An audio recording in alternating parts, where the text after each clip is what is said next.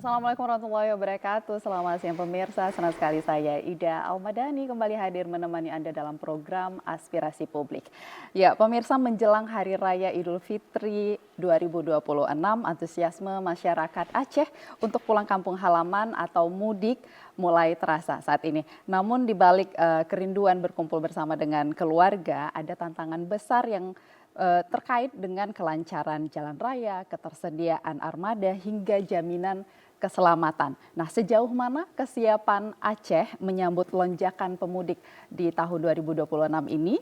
Siang ini kita akan mengupas tuntas bersama dengan 3 orang narasumber yang sudah hadir di studio saat ini sebagai garda terdepan dalam pengamanan mudik di Serambi Mekah. Saya akan perkenalkan satu persatu. Sudah hadir bersama saya Kepala Jasara Harja Kantor Wilayah Provinsi Aceh, ada Bapak Panji Akbar Nur Banten SEMM. Assalamualaikum Pak Panji. Waalaikumsalam, Bu. Terima kasih telah hadir di TVRI Aceh. Sama-sama, Bu. Dan juga pemirsa sudah hadir bersama saya Kepala Dinas Perhubungan Provinsi Aceh Bapak Teguh Faisal STMT. Assalamualaikum Pak Faisal. Waalaikumsalam. Terima kasih telah hadir di TVRI Aceh. Terima kasih. Dan juga pemirsa yang terakhir sudah bersama saya di sini Dirlantas Polda Aceh Bapak KBP Deden Supriyatna Imhar SIK. Assalamualaikum Pak Deden. Ya, terima kasih. Terima kasih telah hadir di TVRI Aceh. Baik, kita akan membahas tema kita hari ini terkait dengan kesiapan Aceh dalam menyambut Lebaran 2026 ini, bagaimana arus mudik dan juga kemudian nanti arus balik begitu. Di segmen pertama mungkin kita akan membahas terkait dengan pemetaan masalah ataupun kesiapan infrastruktur kita ini Pak. Tapi saya ke Pak Deden terlebih dahulu nih. Pak Deden, setiap tahun pola dari pergerakan mudik di Aceh tentu selalu dinamis ya Pak ya. Ada titik yang tahun lalu lancar, namun tahun ini mungkin diprediksi padat karena pertumbuhan kendaraan atau bahkan karena kita mengalami pasca bencana hidrometeorologi beberapa waktu yang lalu. Berdasarkan evaluasi, titik mana saja lintas timur, barat, dan juga tengah untuk menjadi perhatian khusus pada tahun 2026 ini Pak? Baik, terima kasih Mbak. Kami akan jelaskan sedikit terkait dengan kesiapan Direktorat Lalu Lintas dalam rangka menyambut Hari Raya Idul Fitri, tentunya diawali oleh adanya acara mudik Lebaran. Yeah. Ya. Memang kalau kita lihat, saya sedikit menggambarkan mengenai arus lalu lintas dulu. Ya. Arus lalu lintas setiap tahun memang mengalami peningkatan. Peningkatannya di sini, kalau saya boleh menggambarkan itu di tahun 2024, ya, 2024 itu ke 2025 naik 15%. Nah, kemudian 2025 ke 2026 ini ya memang ada kenaikan tapi sedikit. Ya mungkin karena pengaruh kita baru saja kita ketahui bersama terkena bencana alam ya, banjir, sehingga itu juga mungkin yang membuat kenaikan arus mudik ini tidak terlalu signifikan. Kemudian dalam rangka menyambut Hari Raya Idul Fitri, tentunya kita membackup kegiatan masyarakat mudik. Ya. Mudik ini ada beberapa kegiatan-kegiatan pendahuluan yang sudah dilakukan oleh petugas. Ya. Antara lain yaitu rapat koordinasi dengan instansi terkait. Ya. Bahkan di tingkat pusat juga sudah dilaksanakan itu. Itu adalah bagian dari langkah persiapan. Kemudian di dalam kegiatan rapat tersebut, kesempatan kita untuk mengakomodir segala permasalahan-permasalahan di masing-masing instansi, utamanya di masing-masing wilayah. Sehingga dari situ kita akomodir semuanya, kemudian akan kita pecahkan. Kemudian akan kita tentukan tindakan apa yang harus kita lakukan di lapangan untuk mengantisipasi hal tersebut. Kemudian di wilayah Aceh ini ada beberapa permasalahan yang memang harus kita sikapi secara bersama, tidak hanya lalu lintas saja, ya. Antara lain adanya pekerjaan jembatan yang masih belum selesai. Ini adalah sisa dari dampak terjadinya bencana kemarin. Ya. Kemudian ada beberapa jalan yang terputus karena diakibatkan karena longsor, kemudian itu masih harus dicari jalan alternatif, ya. Dan itu belum selesai perbaikannya. Kemudian di samping itu ada hal-hal yang juga harus disikapi oleh polisi lalu lintas, yaitu itu sifatnya sudah rutin. Jadi daerah-daerah wisata yang mana ketika H plus kegiatan setelah Lebaran itu mengalami peningkatan, ya. Peningkatan orang di situ ramai berdharma wisata, otomatis jalur yang ada di situ macet. Kemudian juga lokasi tempat peribadatan. Namun kita bisa mengantisipasi hal tersebut dengan melakukan penebalan petugas pengamanan di lokasi-lokasi yang terjadi kerawanan. Juga termasuk daerah-daerah yang rawan kecelakaan lalu lintas, itu di wilayah timur. Ya. Jadi penebalan petugas, pengamanan, kemudian kita menempatkan beberapa pos-pos, baik itu pos pengamanan, kemudian juga pos pelayanan. Kemudian terakhir kita lakukan juga atau kita bangun di situ pos terpadu, yang mana isinya adalah instansi terkait. Sehingga ketika menemukan persoalan, baik itu kemacetan, kemudian kecelakaan yang sifatnya menonjol, kita bisa melibatkan beberapa petugas yang ada di pos terpadu tersebut. Karena di pos terpadu itu terisi beberapa petugas-petugas dari instansi terkait. Misalnya terjadi longsor, nah di situ ada dinas PU yang mana dilengkapi dengan alat berat, ya. Jadi bisa diturunkan langsung ke lokasi untuk mengadakan pembersihan. Apalagi longsor yang terjadi itu mengganggu arus lalu lintas atau yang berdampak terhadap terganggunya transportasi, ya, begitu. Artinya memang di setiap lintas timur, tengah, barat itu punya persoalan karakteristik tersendiri Ada begitu. Apalagi pasca bencana ada 19 kabupaten kota yang memang terdampak. Ini juga jalur ataupun lintas untuk mudik ya Pak, ya begitu. Betul. Jadi sedikit gambaran sekaligus mensosialisasikan kepada warga masyarakat yang akan melakukan perjalanan mudik bahwa untuk lokasi-lokasi yang rawan longsor itu di wilayah Takengon, ya, Aceh Tengah, kemudian Nagan Raya, kemudian Aceh Tenggara. Nah, ini semua yang harus diwaspadai oleh pemudik bahwa di situ rawan longsor. Apalagi kita ini masih berada di penghujung musim hujan. Nah, ini. Sedangkan di lokasi tersebut, sepengetahuan saya, memang pemerintah sudah berusaha untuk memperbaiki, tetapi nampaknya waktunya tidak cukup panjang untuk menyelesaikan pekerjaan itu, sehingga pemerintah juga pemerintah juga sudah membuat jalur alternatif. Tapi ya memang kita ketahui bersama bahwa jalur alternatif yang dibuat ini sifatnya sementara, ya. Sifatnya sementara, sehingga masih tetap harus dipikirkan ketika ada gangguan lain di sekitar situ. Jadi jalur alternatif juga akan ada kemungkinan ada persoalan di sana. Jadi perlu dicari juga solusinya kalau ada persoalan di sana. Betul. Baik, nanti kita akan bicara soal detail lagi Pak, bagaimana sih pengamanan yang akan didapatkan oleh pemudik. Tapi saya ke Pak Faisal terlebih dahulu. Kita bicara soal armada ini Pak. Tadi kalau bicara soal infrastruktur, jalan dan kesiapan untuk keamanan sudah dipikirkan begitu ya, bagaimana nanti jalur lintas mudik ini bisa berjalan dengan lancar. Terkait dengan armada, masyarakat tentu khawatir tidak kebagian tiket nih Pak sekarang ya, dan mungkin terminal juga mengalami lonjakan penumpang begitu. Nah, sejauh mana Dinas Perhubungan Aceh di sini memastikan ketersediaan armada bus di Terminal Batoh ataupun di terminal tipe B lainnya untuk tetap mencukupi kebutuhan masyarakat yang ingin mudik nantinya? Ya, makasih Mbak Ida. Tentunya Dinas Perhubungan Aceh dalam hal ini salah satu tugasnya adalah memastikan bahwa armada itu mencukupi, ya.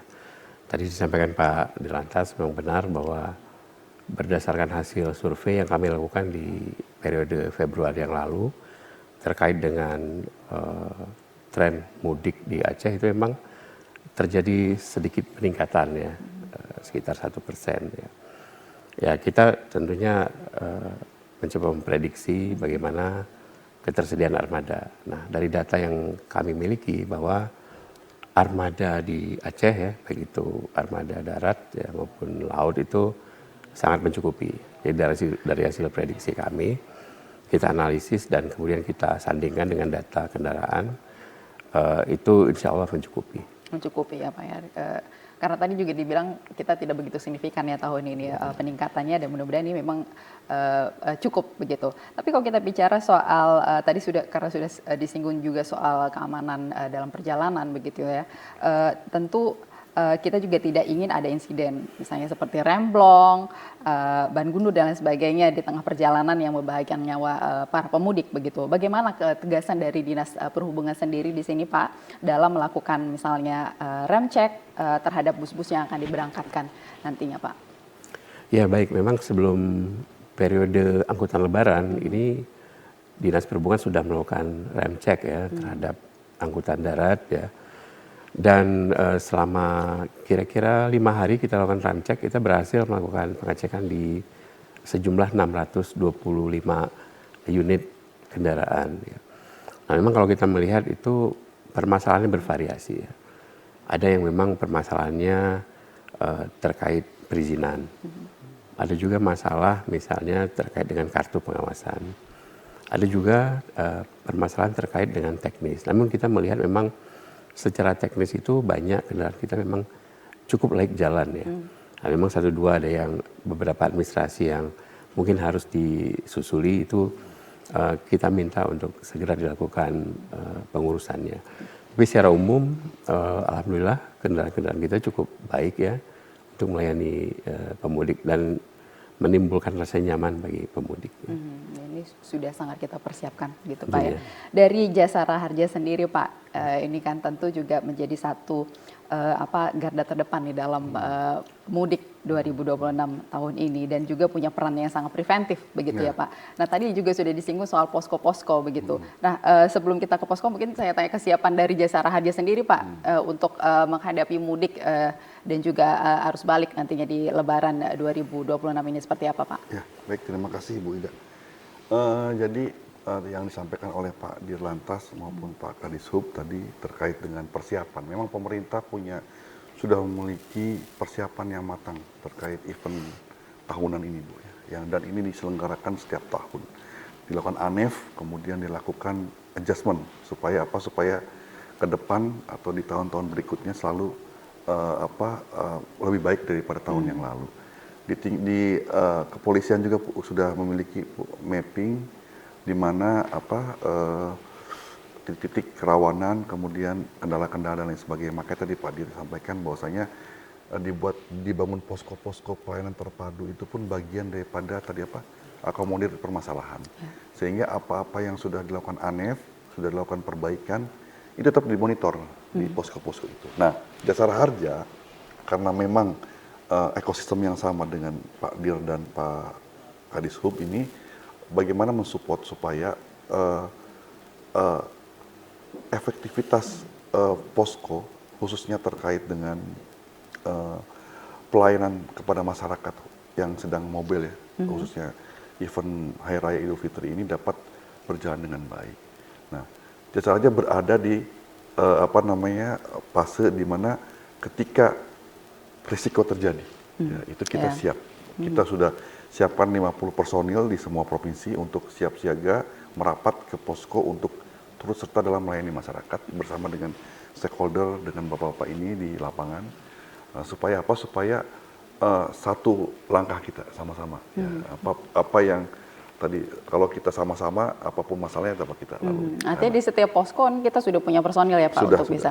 Oke. Kalau untuk ini Pak, kalau bicara soal musibah ya, karena tadi kan ini betul. Kalau sudah musibah baru tugasnya Jasara Harja begitu ya. Tentu ini bukan sesuatu yang kita harapkan juga begitu. Namun kepastian jaminan ini sangat penting tentunya bagi masyarakat. Nah, bagaimana koordinasi dari Jasara Harja sendiri dengan rumah sakit agar korban kecelakaan ini bisa langsung ditangani tanpa kendala biaya? Gitu Pak, ini seperti apa Pak? Ya memang ketika pengamanan sudah dilakukan, pelayanan sudah dilakukan, namun risiko tetap saja terjadi, kan? Apakah itu macet ataupun kecelakaan gitu kan? Kita harus sudah siap dengan berbagai skenario, termasuk dengan Pak Kadishub dan Pak Dirlantas saya sudah siapkan personil, termasuk dengan personil Pak Dir dan Pak Faisal juga di lapangan untuk segera melakukan penanganan, berkoordinasi dengan Vaskes.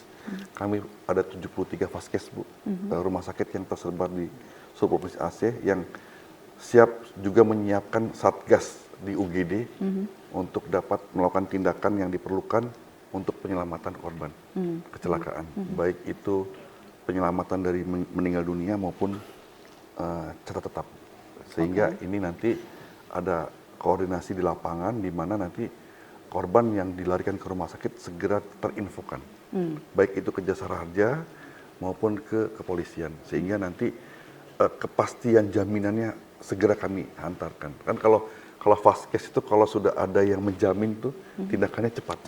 Ya, sehingga itu yang, golden period itu dapat kita capai, fatalitas turun. Nah itu harapan hidup masyarakat turun. Nah itu bagian daripada kesatuan fungsi pelayanan kita. Kemudian terkait dengan armada dan sebagainya, termasuk yang mudik ini juga kita berkoordinasi dengan pemerintah provinsi supaya gini.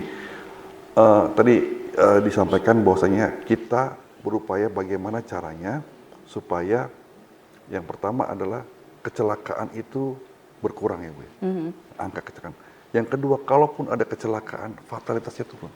Nah, oleh karena itu turut serta terhadap yang pertama angleb maupun mudik gratis ini pun salah satu bagian daripada itu, yaitu untuk mengurangi peristiwa atau dampak daripada kecelakaan yang akan berdampak negatif kepada masyarakat. Ya. Nah, partisipasi 400 seat Jasara Harja di mudik Provinsi Aceh kemarin itu kami coba bagian daripada mengalihkan pengguna sepeda motor ke armada bus yang lebih aman, sehingga seperti kita tahu demografi korban kecelakaan kita adalah sepeda motor, baik itu penyebab maupun korban, sekitar 72%, Bu. Sehingga ini kita coba mitigasi supaya bagaimana caranya event Ramadan ini jangan sampai masyarakat yang tadinya mau berbahagia jadi berduka karena keterpaksaan, Bu. Kan ada sedikit banyaknya masyarakat ini pakai sepeda motor untuk mudik ini bukan cuma mereka mau melanggar anjuran atau seperti apa, bukan, Bu, karena keterpaksaan, Bu. Ongkos keterbatasan biaya begitu ongkos bus itu sekarang mohon maaf ke Kuala Simpang ke Medan tuh udah hitungan 300 ribuan, Bu. Kalau bawa 3-4 keluarga berapa uang? Ya, dan di kondisi ekonomi sekarang itu jadi satu dan tantangan. sepeda motor tuh lebih murah, Bu. Murah, Bu. Makanya masyarakat memilih sepeda motor. Nah, untuk supaya masyarakat mengalihkan niatnya, nah kita partisipasi dengan mudik gratis supaya kita siapkan bus yang aman, yang sebelumnya udah diramcek tadi, yang bahkan supirnya udah diurin ya Pak ya, udah diurin, diobati sama kita kesehatan supirnya, supaya apa? Supaya tujuan masyarakat untuk bersilaturahmi, berkumpul dengan keluarga tercapai. Itu aja. Kembali kepada tujuan akhir, yaitu pelayanan kepada masyarakat. Iya, gitu. Ya, masyarakat harus selamat ya sampai bertemu dengan keluarga dan juga selamat nanti sampai pulang kembali ke rumah masing-masing begitu. Betul. Pak Deden, tentu kita tahu ada beberapa ruas jalan tol dan bypass yang baru kini yang sudah digunakan juga oleh masyarakat begitu ya Pak ya.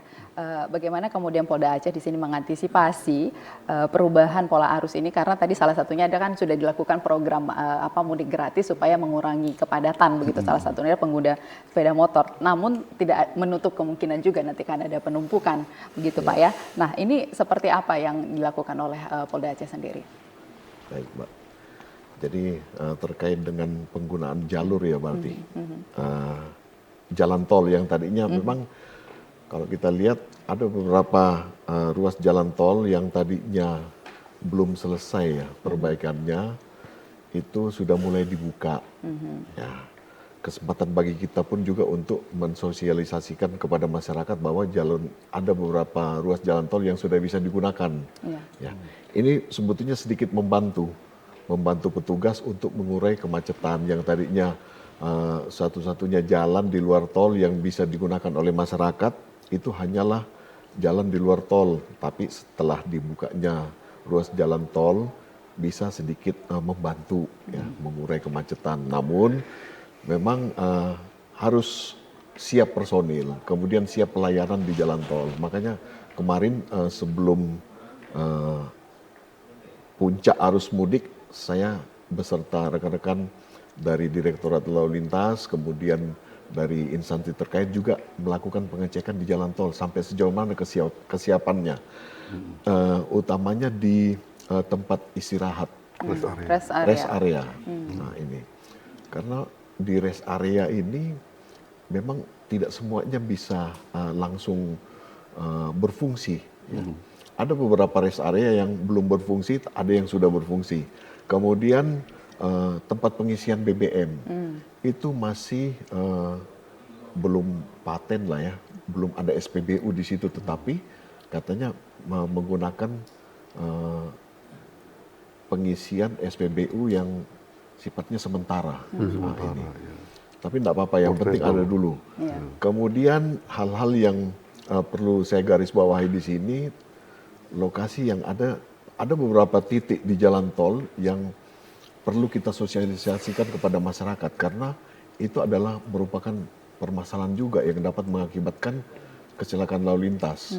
Sehingga lebih awal saya menyampaikan lewat media supaya itu disosialisasikan ke warga masyarakat pengguna jalan tol. Seperti misalnya setiap pagi itu dari jam 8 sampai jam setengah 10 itu ada kabut ya, kabut yang mungkin karena cuaca dingin itu menghalangi pandangan hanya bisa sampai 50 meter. Setelah lebih dari itu sudah tidak bisa lagi, sehingga diharuskan kepada warga masyarakat pemakai jalan untuk mengurangi kecepatan ya. Terus ada beberapa tempat, ada beberapa titik, kalau saya tidak salah 2 titik di situ yang ada longsoran sedikit dari bukit. Sehingga material batu-batu koral itu dalam beberapa menit itu jatuh, apalagi kalau ada getaran. Nah, saya juga sudah koordinasi dengan instansi terkait supaya itu harus diselesaikan sebelum adanya arus mudik.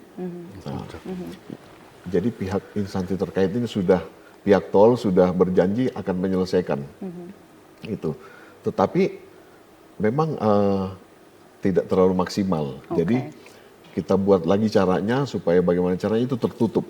Ya, kita tutup supaya material yang jatuh itu tidak langsung ke badan jalan ya. Ke badan jalan. Nah ini. Itu kemudian yang lain-lain ya akan kita terus mengevaluasi, apabila ada hambatan ya akan kita kaji lagi. Kemudian penempatan petugas juga kita tempatkan, petugas patroli, kemudian petugas pengaturan yang ada di jalan tol kita lengkapi semua. Kita lakukan penebalan di situ. Demikian. Baik. Nanti kita akan lanjutkan lagi bagaimana sinergi operasional dan juga keamanan. Tapi setelah yang satu ini, pemirsa jangan kemana-mana. Kami akan kembali setelah pesan-pesan berikut ini.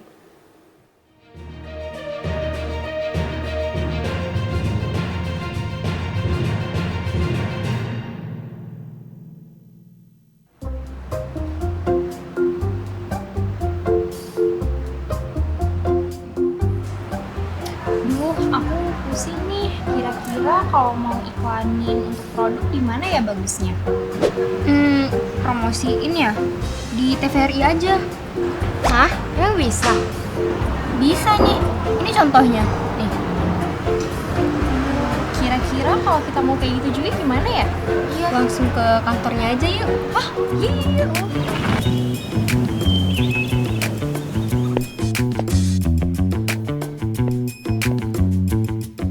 Kalau mau beriklan di TVRI Aceh gimana ya caranya? Untuk mempromosikan usaha dan program kerja di TVRI Aceh dapat melalui TVC, running text, iklan layanan masyarakat atau PSA, time signal, dialog, advertorial, live program, dan juga konten digital seperti podcast. Dengan jangkauan yang lebih luas, kini TVRI Aceh dapat disaksikan melalui satelit Telkom 4, TV terestrial melalui siaran digital, platform digital, serta media sosial. Mari promosikan usaha dan juga program kerja Anda bersama TVRI Aceh. TVRI, media pemersatu bangsa, menyatukan program dan usaha Anda untuk Aceh dan Indonesia.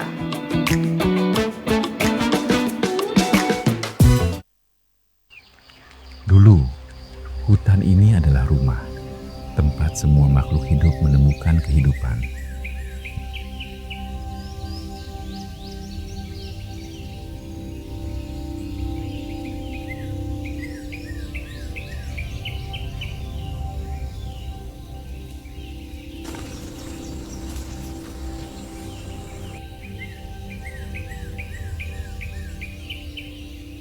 Namun kedamaian itu mulai retak ketika manusia lupa pada batas.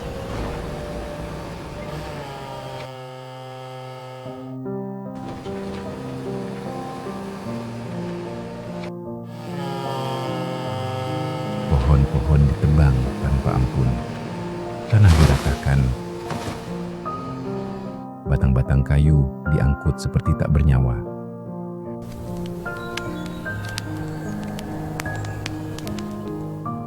Inilah yang tersisa, kehampaan. Hutan yang dulu hidup, kini hanya bayangannya. Tanpa akar yang menahan, air tak lagi mengenal batas. Banjir datang, menghantam siapa saja.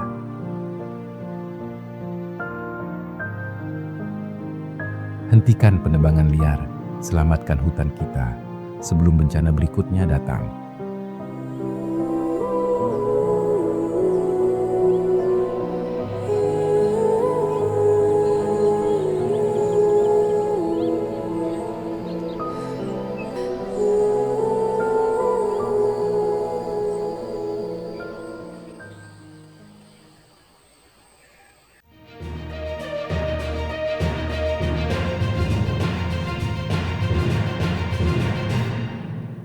Ya, pemirsa, terima kasih Anda masih bersama kami dalam Aspirasi Publik. Baik, saya kembali ke Pak Faisal nih. Pak Faisal, rambu lalu lintas yang jelas dan penerangan yang cukup adalah hak pemudik begitu. Nah, bagaimana sinergi dari Dinas Perhubungan sendiri dengan pengelola jalan untuk memastikan jalur mudik kita itu terang dan informatif bagi pengendara? Ini kan juga salah satu upaya preventif untuk terkait dengan kecelakaan dan juga keamanan dalam lalu lintas. Ini seperti apa, Pak? Ya, baik ya. Memang melihat situasi kita saat ini ya, pasca bencana hidrometeorologi, itu banyak sekali fasilitas sarana dan prasarana itu yang rusak ya, baik itu jalan, kemudian perlengkapan keselamatan jalan maupun lampu ya. Nah, tentunya kami sudah melakukan pemetaan ya ke seluruh Aceh. Kita memastikan bahwa titik-titik yang sangat krusial ya, misalnya tanjakan, kemudian turunan ya, dan sebagainya itu memiliki informasi yang cukup dan penerangan. Namun tentu saja ini suatu tantangan ya buat kita karena situasi yang memang kita menghadapi situasi pasca bencana. Oleh karenanya kami nggak bisa sendiri ya, tentunya dengan teman-teman dari Ditlantas Polda, Jasa Harja, rekan-rekan dari KPU-an, itu juga kita koordinasikan ya, sehingga setidaknya masyarakat memiliki informasi titik-titik yang rawan kecelakaan. Kami juga memanfaatkan media sosial dalam hal ini, di mana kita menyampaikan informasi-informasi penting, baik itu rekayasa lalu lintas maupun kendala-kendala di lapangan, dan bahkan juga kita mendorong rekan-rekan media sosial untuk melakukan live. Dia live di mana secara real time masyarakat pemudik itu sebelum berangkat mereka mengetahui secara persis kira-kira medan yang akan dilewati seperti apa. Begitu. Oke, jadi ini sebenarnya fasilitas mudah ya untuk pemudik begitu, untuk mengetahui bagaimana sebenarnya kondisi jalan saat ini. Ya. Tapi apakah masyarakat kita sudah familiar dengan sistem ini begitu ya, sehingga mereka punya kewaspadaan masing-masing untuk bisa mengecek terlebih dahulu, atau seperti apa? Atau sudah disosialisasikan belum oleh Dinas Perhubungan Aceh sendiri untuk masyarakat? Ya, tentunya kita memanfaatkan semua channel ya untuk melakukan sosialisasi ya, baik itu media cetak, media elektronik, kemudian juga media sosial ya. Kita juga melibatkan instansi-instansi ya yang khususnya memiliki followers yang cukup banyak lah ya. Kemudian platform yang cukup populer ya, misalnya Instagram dan TikTok ya, yang kita melihat setiap live itu memiliki pengunjung yang cukup banyak. Dan kita juga responsif ya, begitu ada pertanyaan, DM dan sebagainya, kita juga siap dengan jawaban-jawaban. Jadi memang kami kira untuk saat ini platform medsos ini menjadi yang paling efektif ya menjangkau masyarakat. Ya, dan informasi secepat apapun bisa sampai begitu Pak ya dari media sekali. sosial, dan masyarakat juga sudah terbiasa dengan sistem ini saat ini. Tentunya kita harapkan masyarakat juga itu tadi dengan kewaspadaannya siap terus untuk menggali informasi begitu Pak ya. Baik, tentu seperti yang disampaikan oleh Pak Faisal tadi Pak Deden bahwa pasca bencana tentu banyak sekali marka jalan yang rusak secara infrastruktur, jalan kita banyak rusak begitu, dan ini juga tentu menjadi satu tantangan yang menjadi resiko juga bagi pemudik begitu.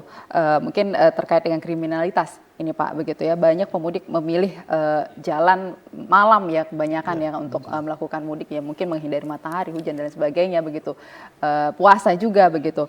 Nah, bagaimana strategi patroli kepolisian untuk menjamin keamanan di jalur-jalur yang sepi ataupun yang marka jalannya tadi tidak difasilitasi, belum terfasilitasi kembali begitu pasca bencana, agar masyarakat yang melakukan mudik saat ini tidak merasa was-was. Ini tentu menjadi satu tugas dari kepolisian begitu. Seperti apa ini Pak? Baik, jadi di dalam kegiatan operasi ketupat ini tidak hanya lalu lintas saja di situ yang bekerja. Di institusi kepolisian sudah tentu ada satker lain seperti Samapta, kemudian ada Reskrim, kemudian ada Brimob.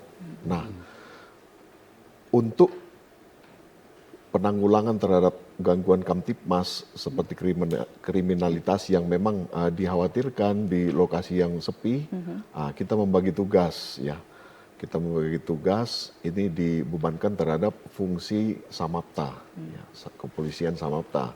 Kemudian kalau misalnya yang terkait dengan kemacetan, kemudian kecelakaan lalu lintas, itu ditangani oleh Direktorat Lalu Lintas, kemudian Satuan Lalu Lintas yang ada di kewilayahan.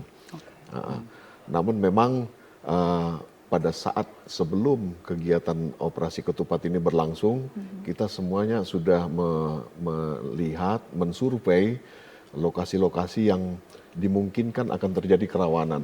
Rawan macet di mana, rawan kecelakaan di mana, kemudian rawan kriminalitas, gangguan Kamtipmas itu di mana, termasuk yang terjadi di jalur transportasi. Nah, ini semua akan kita isi dengan pos, ya kita buat pos di tempat tersebut sehingga akan menghilangkan kerawanan-kerawanan yang dikhawatirkan oleh warga masyarakat.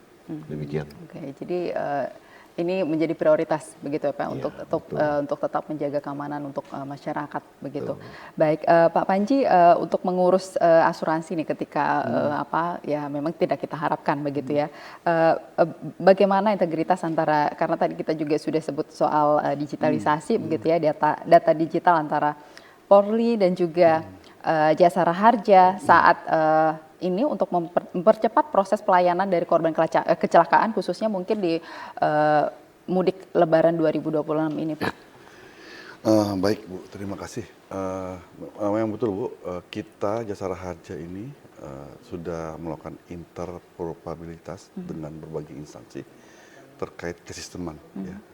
Salah satunya dengan Polri, dengan rumah sakit, kemudian dengan Dukcapil, dan itu semua terintegrasi real time.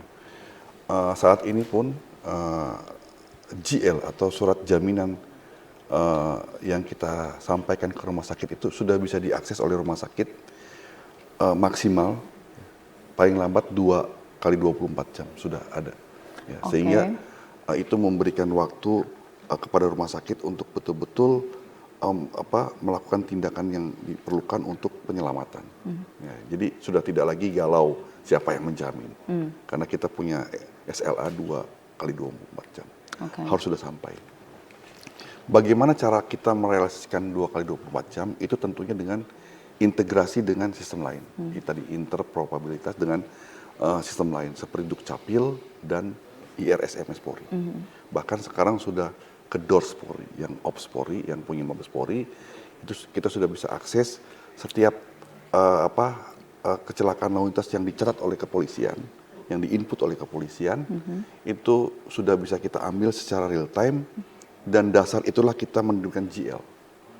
Tentunya Polri juga punya SLA dalam penerbitan dan sebagainya, punya prosedur dan lain sebagainya.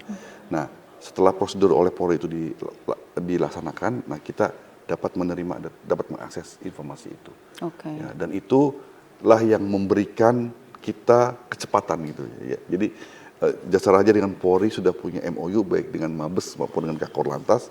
Memang fungsinya adalah untuk memberikan kecepatan. Karena kita mengakui bahwa kecepatan ini yang dapat menyelamatkan korban. Okay. Dan memberikan keyakinan rumah sakit untuk melakukan tindakan. Karena rumah sakit harus tahu penjaminnya siapa nih kan. Ketika itu sudah dijamin oleh Jasa Raja, rumah sakit segera untuk memberikan pertolongan. Nah itu masyarakat tentunya silakan ketika terjadi kecelakaan, ya, kalau yang sifatnya tidak terinfo ya, atau tidak viral atau tidak terekspos, itu melaporkan. Baik itu di rumah sakit, di UGD maupun melaporkan ke kepolisian. Itu segera akan dilakukan pembuatan laporan dan kita akan terbitkan GL-nya. Bagi korban meninggal dunia, jangan khawatir, kita juga sama sudah terintegrasi dengan Dukcapil, dengan kepolisian, tunggu petugas kami di rumah. Karena dari 2 hari SLA untuk MDTKP, untuk santunan, Jasa Raja Aceh ini 1 hari 4 jam uang udah sampai ke ahli waris. Jadi memang udah lebih cepat daripada standar BUMN ya. Tapi kalau standar industri 30 hari Pak. Bu. Ya, kita standar industri 30 hari OJK ya. Kemudian BUMN motong lagi jadi 2 hari. Kemudian kita dapat merealisasikan 1 hari 4 jam santunan udah ada di rekening. Dan tentunya ini berkat tadi interoperabilitas antar sistem di instansi-instansi yang sudah kita miliki, Bu. Masyarakat tidak perlu khawatir lagi begitu. Ini sudah sangat dipermudah, ya. Begitu ya. Apalagi tadi kalau kita bicara soal arus mudik, tadi ada 73 Vaskes yang memang sudah bekerja sama dengan baik. Ini tersebar di antara timur, tengah sampai ke barat ya Pak ya. 73 ini sudah seluruh 23 kabupaten kota, begitu. Sudah kami ini kan, terutama yang Pareto ya. Pareto itu Jalan Abidin, Kesdam. Kemudian Siti Fauziah ya, yang di Biren. Itu kami sudah bentuk tim Satgas di UGD memang. Karena dan yang di Sigli itu rumah sakit itu Tengku rumah sakit di Sigli itu memang betul-betul tentunya mereka Pareto melayani korban kecelakaan.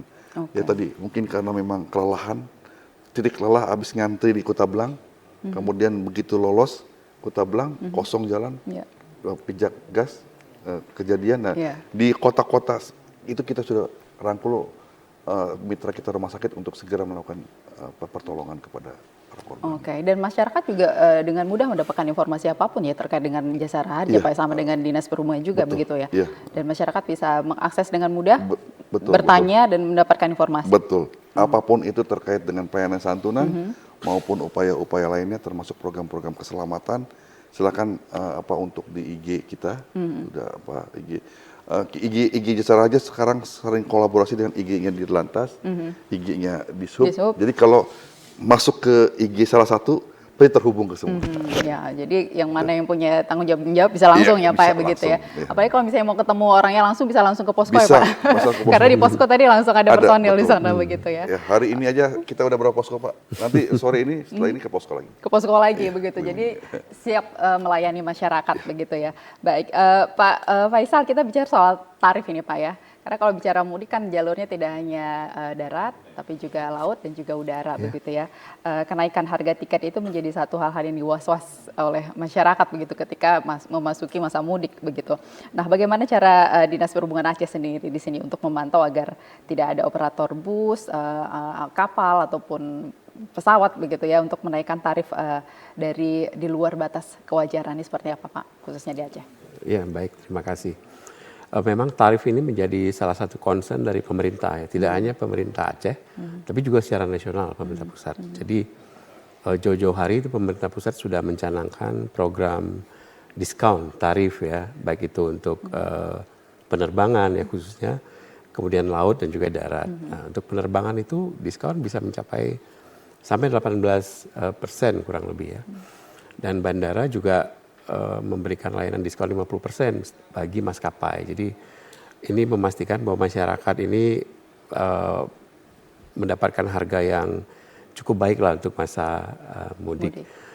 Kemudian untuk layanan darat, kami berkoordinasi dengan Organda, itu memastikan bahwa tarif itu tidak melebihi batas atas ya, karena di masa-masa puncak ini memang biasanya itu batas atas itu menjadi hal yang wajar, namun tidak boleh lebih dari batas atas. Jika ini terjadi, ini masyarakat silakan melaporkan ke kami atau ke Organda dan akan kita lakukan penertiban. Begitu juga dengan angkutan laut ya. Angkutan laut di Aceh, alhamdulillah tahun ini kita mendapatkan 3.800 tiket mudik gratis ya, laut ya. Jadi ke daerah kepulauan itu terdapat sekitar 3.800 tiket yang tadi pagi juga kita sudah melepas di Pelabuhan Ulele. Nah, kami kira ini juga masyarakat dapat memanfaatkan dengan baik ya, gitu. Dan secara khusus Pak Gubernur juga sudah bersurat ya ke Menteri Perhubungan agar khususnya untuk Aceh dalam masa pemulihan ini tidak dilakukan kenaikan seluruh moda transport ya, tarifnya. Oke. Dan tadi kita ada banyak tiket gratis begitu untuk mudik begitu Pak. Tapi kalau kita bicara soal pelabuhan nih Pak ya, setiap tahun nih kalau di Ulele kan menjadi ada antrian begitu panjangnya. Kalau untuk ini apa yang dilakukan di Sub sendiri untuk mengatasi supaya antrian tidak terlalu panjang? Karena kalau ke Sabang itu tidak hanya mudik tapi ada wisatawan juga begitu ya Pak. Ini seperti apa Pak? Ya benar, kami punya data time series ya, tren kunjungan dari Banda Aceh ke Sabang melalui Pelabuhan Ulele. Nah, apa yang kita dapati? Nah, temuan kita bahwa puncak atau lonjakan itu terjadi di H+2 atau H+3. Jadi 5 tahun terakhir itu sama, H+2, H+3 ya. Dan alhamdulillahnya sejak 2 tahun terakhir kita sudah menyiapkan tiket secara online. Nah, jika dulu-dulu orang harus datang, harus antri membeli tiket langsung di pelabuhan. Saat ini enggak, hanya dengan genggaman mereka sudah bisa booking tiket dari manapun ya. Nah, tentunya ini sangat efektif dan hasil evaluasi kami sejak 1-2 tahun terakhir ini lonjakan terjadi namun teratur ya. Semua flow-nya itu terpelihara dengan baik sehingga kita juga komplain-komplain yang kita dapatkan itu juga semakin menurun.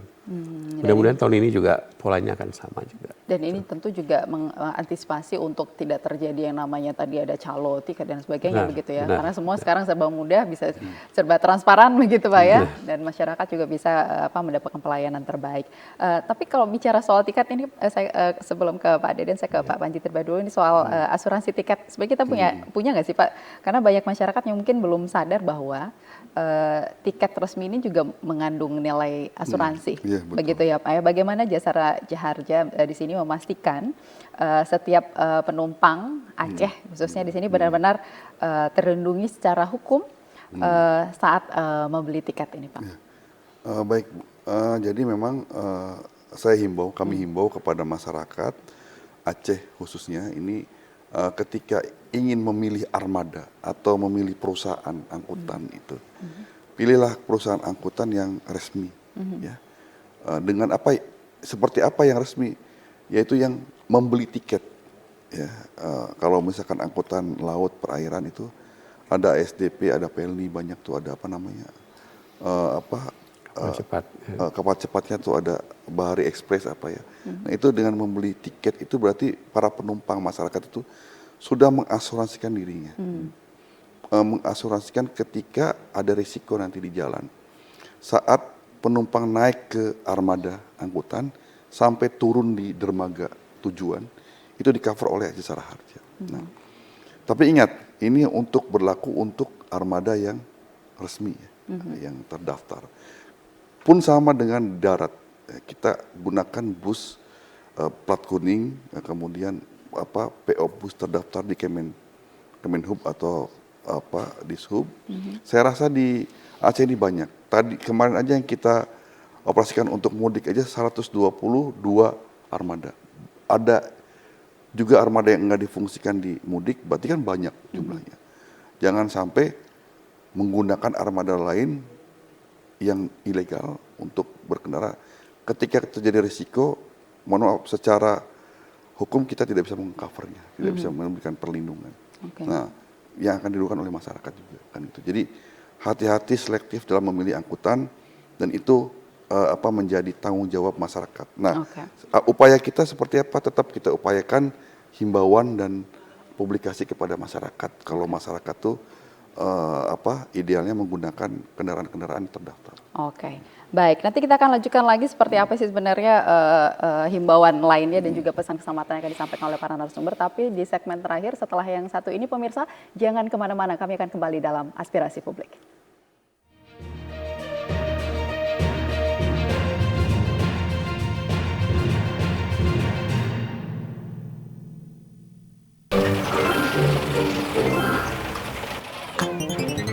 Apa leo kapi ko?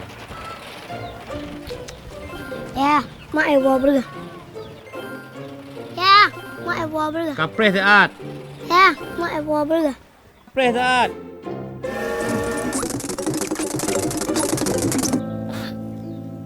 Yung nagpublaw yung binabarang tu akhirnya hapo-hapi nagpublaw tablaw bro tablaw ko kebetulan behen tapi kalau tahabi Kayak gula apa?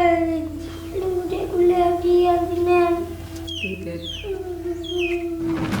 Yo kapecu api mawa mak. Kapagah ya nak gula wade. Ini ya kamu pak saja. Yang kerutah yang hanya buat yang kon baru kon tapi kon buat yang kapecu ini baru dia saja. Aku nama. Nyan baru ya don. Ayah yang hebat.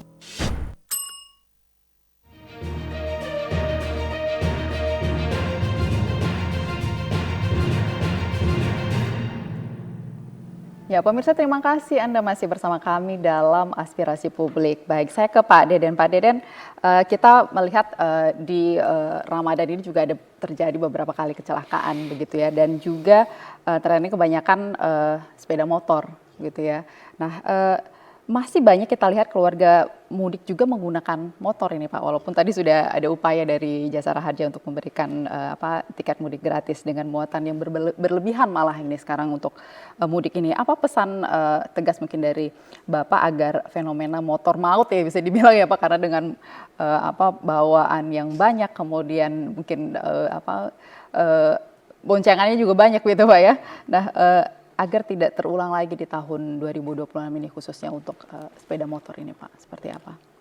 Jadi terkait dengan adanya beberapa kasus kecelakaan lalu lintas yang melibatkan kendaraan roda 2 ya, ya kami dalam kesempatan pertama ini menyampaikan himbauan ya kepada warga masyarakat pengguna sepeda motor agar senantiasa mengutamakan keselamatan.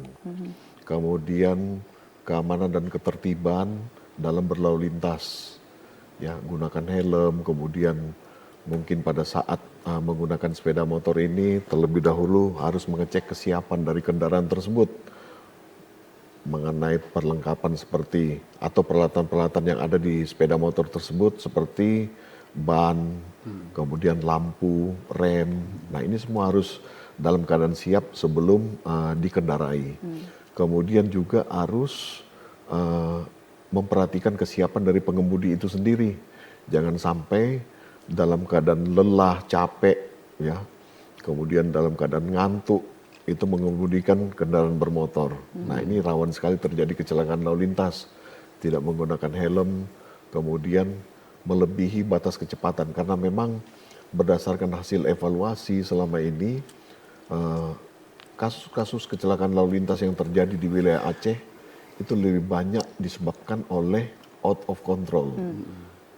Karena melebihi batas kecepatan, kemudian berhadapan dengan situasi yang mana pengendara ini harus mengurangi kecepatan secara mendadak karena situasi yang ada di depan menuntut itu, akhirnya tidak nutut, ya. Akhirnya terjadilah kecelakaan itu. Kemudian dari sisi muatan. Nah, jangan mengendarai kendaraan dengan melebihi batas muatan, karena akan rawan sekali terjadi kecelakaan lalu lintas. Demikian, Mbak. Apa tindakan tegas yang mungkin akan diambil oleh petugas begitu Pak ketika menemukan di lapangan pelanggaran-pelanggaran yang membahayakan seperti tadi ugal-ugalan, muatan yang berlebihan, dan bahkan kalau di Aceh itu punya fenomena kalau Lebaran naik itu loh Pak, naik pickup rame-rame dari belakang anak. Itu seperti apa tindakan tegas yang akan didapatkan Pak? Jadi memang kalau kita mau melakukan tindakan tegas, memang dari kemarin ya sudah banyak sekali Mbak. Tapi kita masih tetap mengupayakan untuk memberikan peringatan, teguran gitu ya. Karena memang tindakan-tindakan tegas itu jauh hari sudah kita laksanakan lewat operasi Zebra, kemudian operasi Patuh. Jadi sebelum dilaksanakan operasi Ketupat ini, terlebih dahulu kita laksanakan operasi Patuh, yang mana kita menyasar terhadap pelanggar-pelanggar lalu lintas yang berpotensi terhadap terjadinya kecelakaan lalu lintas. Nah, kegiatan-kegiatan operasi di kepolisian ini itu secara berkesinambungan, jadi tidak ujuk-ujuk kita langsung operasi Ketupat. Terlebih dahulu ada operasi simpatik dulu. Operasi simpatik itu lebih banyak mengingatkan kepada masyarakat. Setelah itu operasi Patuh, itu mulai ditindak. Kemudian diharapkan dengan adanya operasi Patuh, itu masyarakat sudah mulai menyadari bahwa keselamatan itu memang diperlukan di dalam mengendarai kendaraan bermotor. Kemudian satu lagi mungkin yang saya pesan terkait dengan knalpot brong, karena ini sangat mengganggu. Ya. Jadi kalau mau di polling di media, knalpot brong ini tidak ada satupun warga masyarakat yang menyenangi suara-suara knalpot brong itu. Makanya dalam kesempatan ini saya pun juga menghimbau kepada warga masyarakat, mungkin selaku orang tua yang memiliki anak mengendarai sepeda motor yang berknalpot brong, itu supaya sebaiknya ditinggalkan ya. Karena apalagi kita sekarang melangsungkan kegiatan Ramadan ini, itu sebetulnya sangat mengganggu kehusukan di dalam beribadah. Betul. Jadi itu satu paket itu. Knalpot brong juga kebut-kebutan liar. Nah ini, ya. Ini sangat mengganggu. Jadi sekali lagi saya menghimbau kepada warga masyarakat agar tidak menggunakan knalpot brong ini dan tidak melakukan aktivitas balap liar. Untuk mungkin ada pertanyaan dari masyarakat, bagaimana Pak untuk supaya tidak terjadi balap liar? Nanti akan kita usulkan kepada pemerintah daerah ya. Ada sarananya nanti ya. Kita buat suatu arena yang mungkin di situ tempat pemuda bisa latihan ya, bisa mengekspresikan hobi ya, dalam bentuk olahraga ya, olahraga balap, sehingga tempatnya betul ya, tempatnya betul kita buatkan arena, bukan di jalan raya, karena jalan raya ini bukan cuma yang bersangkutan berada di situ, ada warga masyarakat lain pemakai jalan. Jadi memang sering kita sampaikan juga bahwa masyarakat yang sudah tertib bisa jadi terkena resiko kecelakaan karena masyarakat lain yang melakukan pelanggaran. Ini yang kita cegah. Harus dicegah Pak. Dan ini sudah berjalan sejak tanggal 13 kemarin. Tentu ada tidak pelanggaran yang berarti memang ini menjadi perhatian khusus agar masyarakat tidak melakukan hal tersebut. Tidak melakukan, betul. Sudah kita himbau, kemudian kita beri peringatan, kemudian kita sosialisasikan di media seperti tadi juga yang dikatakan Pak Panji, kemudian Pak Faisal. Kita berupaya untuk semaksimal mungkin menyampaikan itu semua di media. Kemudian ketemu langsung kepada pelanggar, kita lakukan teguran tertulis. Kemudian kalaupun itu ada jenis pelanggaran yang tidak tertangkap dengan kamera etle, kita lakukan penindakan secara manual. Baik. Satu lagi untuk Bapak mungkin singkat saja Pak untuk himbauan kepada masyarakat sebagai pertanyaan terakhir dan juga closing statement kepada masyarakat terkait dengan mudik di tahun 2026 ini. Silakan Pak. Singkat saja himbauan kepada masyarakat. Jadi dalam rangka kita memperingati Hari Raya Idul Fitri 1447 Hijriah, saya menghimbau dalam kesempatan ini kepada seluruh warga masyarakat pemudik supaya betul-betul mengutamakan aspek kehati-hatian, kemudian keamanan dan ketertiban kepada warga masyarakat pemakai jalan supaya kita terhindar dari beberapa kejadian kecelakaan lalu lintas. Kemudian kita pun juga bisa menikmati suasana liburan, mudik di kampung dengan aman. Jadi memang ini yang kita selalu sampaikan kepada warga masyarakat pemudik supaya mereka semuanya bisa tertib, tiba dengan selamat di tempat tujuan. Oke. Demikian. Baik. Dari Pak Faisal, tentu semua orang ingin mudik di tahun ini dengan momen yang indah begitu Pak. Ya, jadi tentu perlu juga imbauan yang ataupun apa yang disampaikan dari Dinas Perhubungan sendiri untuk masyarakat agar perjalanan aman, selamat sampai ke tujuan dan juga kembali ke rumah. Silakan Pak. Ya baik, tadi selain kondisi sarana, juga kondisi pengemudi ini menjadi penting. Jadi pastikan keadaan pengemudi itu fit ya, sehat. Kemudian setelah 4 jam mengemudi itu sebaiknya berhenti untuk beristirahat. Nah kemudian hal lain yang juga penting adalah memperhatikan informasi ya sebelum berangkat. Baik itu informasi rute yang akan dilalui maupun informasi cuaca. Ya. Nah, ini juga salah satu hal yang menurut kami menjadi penting. Oke, karena kita lihat seperti hari ini saja Pak ya, panas kemudian hujan deras begitu, itu perlu banget didapatkan informasi dari masyarakat seperti apa kondisi perjalanan yang akan dihadapi. Dan terakhir dari Pak Panji nih sebagai closing statement Pak, apa yang disampaikan kepada masyarakat? Saya ada 3 yang ingin saya sampaikan kepada masyarakat luas ini. Yang pertama adalah terkait dengan administrasi. Ya, saya harapkan masyarakat untuk lebih aware lagi terhadap administrasi kendaraan, ya. Karena hasil evaluasi kami sebulan terakhir, pintu masuk dari risiko-risiko termasuk kecelakaan itu dari administrasi, ya. Katakanlah untuk angkutan barang dan angkutan penumpang, bagaimana kalau suatu angkutan barang, angkutan penumpang itu tidak ada kiri, berarti nggak pernah diperiksa, nggak pernah dites sejauh mana kelaikannya, ya kan, seperti itu. Kemudian SIM, berarti secara kecakapan personil atau para pengemudi itu tidak pernah dilakukan tes atau dan lain sebagainya. Kemudian asuransi, pajak kendaraan dan asuransi jasara harja. Bagaimana rumah sakit mau melakukan tindakan yang segera untuk menyelamatkan jiwa dan kecatatan korban. Kalau tidak sepeda motor itu bodong atau tidak pernah melakukan pembayaran PKB, jasara harja. Sehingga kita tidak memberikan statement keterjaminan kepada rumah sakit, itu sangat berdampak kepada masyarakat. Nah kemudian yang kedua, manfaatkan posko pelayanan. Lelah, ngantuk, silakan istirahat di posko. Bahkan kalau ada kriminal Pak ya, laporkan ke posko. Yang ketiga yang tidak kalah penting adalah untuk menakar diri. Ketika ingin pulang kampung atau berkendara, takar diri. Apakah sehat, kuat? Kalau teman-teman masyarakat sudah bisa menakar dirinya, sudah bisa memberikan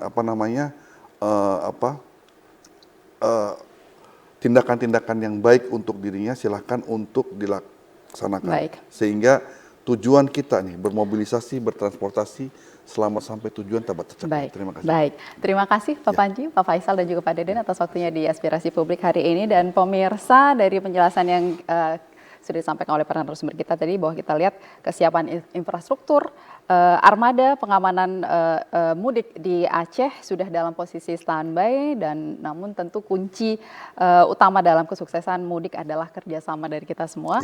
Dan bagi Anda yang akan mudik, pastikan kendaraan dalam kondisi prima, patuhi instruksi petugas di lapangan, dan ingat keluarga menanti Anda di rumah dengan selamat, bukan dengan cepat, begitu ya.